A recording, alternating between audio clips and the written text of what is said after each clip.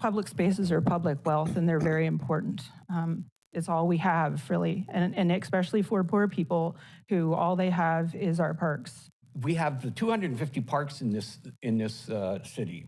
We have 24 community centers and all our facilities. We wouldn't have that if there wasn't an advocate to the general public for parks and to city and the taxpayers, et cetera. They've gathered under the coalition Save Our Park Board. Earlier this week, a majority of current commissioners voted to continue the elected board's plans and reaffirm their oaths despite the mayor's motion. Ken Sim argues getting rid of the board would save money. Vancouver's aging Kitsilano pool is facing an uncertain future after Park Board commissioners learned it has a massive water leak problem. Our Saurabh Sandhu spoke with people who hope to save it. 30,000 liters of water. That's how much water was leaking every hour from the outdoor Kitsilano pool. The revelation was made public in a report presented before Vancouver Park Board Monday night. The report says the leak is due to cracks and breaks in recirculation pipes, a problem made worse by the pool's age and storm-related damage. If there is another atmospheric river or a king tide or it gets smashed with logs again, that we don't know if the aging infrastructure will hold up. In January 2022, the pool suffered significant damage after it was hit by one of those king tides, bringing debris along with it and raising questions about the future of the pool.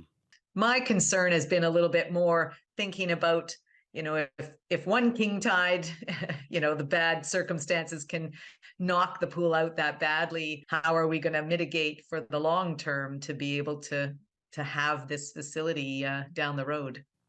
The heated 137-meter-long saltwater pool is located on a floodplain on the shore of English Bay. On average, more than 150,000 people visit the facility each year.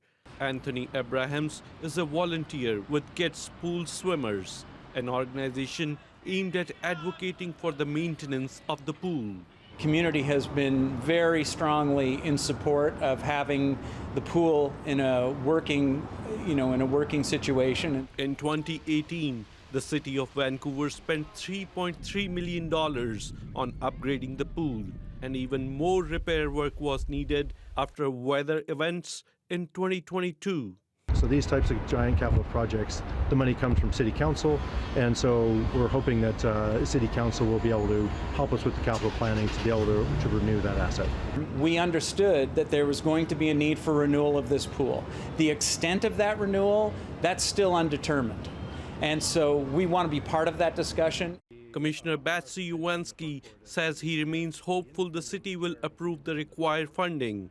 In the meantime, he says workers will continue to investigate the source of water leaks and try to mitigate the damage. Saurabh Sandhu, CBC News, Vancouver.